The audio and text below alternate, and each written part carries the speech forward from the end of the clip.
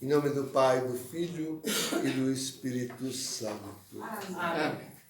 Ouvimos então esta palavra de Mateus. Eu queria começar pelo fim, que parece que desapropria todo o texto, viram? Porque diz ali a notícia que Jesus seguiu o seu caminho. E o caminho de Jesus é o caminho para a cruz. Este é o caminho de Jesus. Aliás, a palavra caminho é interessante porque depois deste ponto, isto é, que o caminho de Jesus é a cruz, é na direção do Calvário. Depois disso, é interessante observar que a palavra caminho foi uma das primeiras denominações que recebeu a igreja. A própria igreja era chamada o caminho. Era o caminho. O caminho para Deus, o caminho para o céu. Então, aqui também está oculto, digamos, no Evangelho, a referência tanto à cruz do Senhor, quanto à Santa Igreja, o caminho. E dizia, isso me parece inapropriado, ambos os termos me parecem inapropriados para refletir com crianças, com criancinhas, apresentar as crianças à cruz, que coisa inadequada. A cruz é coisa para adultos. E mesmo a igreja, porque a igreja é coisa é coisa da fé, e a fé é coisa para a gente entender. A fé é para o intelecto. O pessoal pensa que a fé é para sei lá o quê. Não, a fé é para o intelecto, para ser entendida. Por isso ela requer muitas vezes ser iluminada. Né? Ela requer um discurso teológico. A fé requer um discurso teológico, porque ela é para ser iluminada. Né? Então, parece inadequado para a criança um discurso teológico. Veja, por mais que nós possamos fazer tantas interpretações bonitas a respeito das crianças, em primeiro lugar devemos refletir que as Sagradas Escrituras devem ser interpretadas literalmente, isto é, com o peso daquilo que as palavras têm. E quando se fala em crianças aqui, deve-se saber que eram crianças, pequeninos, que se aproximavam, que queriam se aproximar de Jesus e que ele acolheu e que a eles se referiam. Né? Então, claro que o nosso primeiro pensamento tem que ser mesmo para as crianças, para os pequeninos. Mas já o pensamento de como está aí o exercício da nossa capacidade deve ser feito nesse sentido, de como apresentar-lhes a cruz de Cristo. Como apresentar-lhes a igreja teologicamente concebida. E se isso sempre é um discurso difícil, imagine esse discurso hoje. Imagine se é preciso dizer que elas participarão da cruz de Cristo, dividindo a cruz da humanidade no fim do mundo, com todos os eventos que estão aí para virem sobre nós. Há um piedoso pensamento do povo. Bom, o pensamento antigo era pensar que 7 anos antes do fim do mundo não nasceriam mais crianças. Na verdade, não temos 7 anos, e tem tantas mães aí, cumprindo aquela sim palavra de Jesus que diz, né? Ai das mulheres que estiverem grávidas, ai daquelas que estiverem grávidas. Né? Então, essa sim é uma visão bíblica. Então, sim, teremos nascituros acontecendo durante todo o tempo do grande castigo. Teremos nascituros. E por mais que o pensamento seja piedoso, no sentido de que as crianças, alguns diziam que as crianças teriam uma espécie de dormição e que nada veriam, eu particularmente não acredito nisso. Não acredito nisso. E se nós não as protegermos, se nós não aguardarmos se nós não delas cuidarmos. E eu até digo isso baseando-me nos horrores que as crianças sofrem. Não sofrem as crianças? E horrores mortais. E até martírio.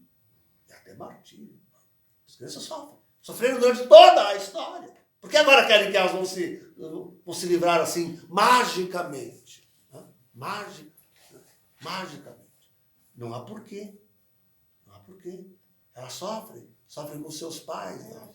A pobreza, a doença, a miséria, a fome, o trabalho duro para conseguir o pão de cada dia, abrigar-se. Isso. As crianças sofrem conosco. A maldade, inclusive a maldade dos próprios pais, da sociedade, de tudo. Né? Sim, sofre. Então, parece que o sofrimento dos pequeninos, também ele é importante. É importante para a salvação das almas, para o resgate da humanidade. Né? Parece que até isso é importante. O outro pensamento, não menos importante, teológico e exegético, é de entender que, de fato, no segundo momento, estas crianças devem ser entendidas como os discípulos de Jesus. Né? Os discípulos de... Então, na verdade, isto forma o centro do entendimento do Evangelho. É preciso tornar-se como os pequeninos para entrar no reino dos céus, até para participar da igreja. Eu fico pensando na malícia de tanta gente grande. Agora estou pensando em sacerdotes, né? Na malícia, na artimanha, enquanto artifício eles usam sacerdotes para se tornarem bispos, bispos para se tornarem cardeais, um cardeal para se tornar antipapa. Quantos artifícios! Não entendem que o Evangelho deve ser recebido por pequeninos. E acham que tem que se fazer carreira eclesiástica. Eu nunca me esqueço porque eu trabalhava na CRT, já adulto, e quando fui dizer ao gerente, afinal, que eu saía do emprego para entrar ao seminário, ele disse, o senhor vai, então, encetar a carreira eclesiástica. Que coisa, o que é isso, carreira eclesiástica? Nem sabia. Nem ele, muito menos ele. Então, o que é isso? Mas o fato é que nós temos muitos padres e bispos carreiristas. Né? Esse de Porto Alegre aí. Querem galgar cargos e paróquias importantes, as mais ricas, as mais... Né? E ter um nome entre os colegas, pastoralista, assim, doutor, né? Não sei o que e tudo mais. Né? Querem. Todos eles perderam o espírito da criança, aquela que sabe e pode entrar no reino de Deus, que é a igreja. Todos eles. E é por isso que a igreja está o que está. É um dos motivos porque a igreja está no que virou. Esta prostituta de Apocalipse 17, 18 e 19. É uma das razões.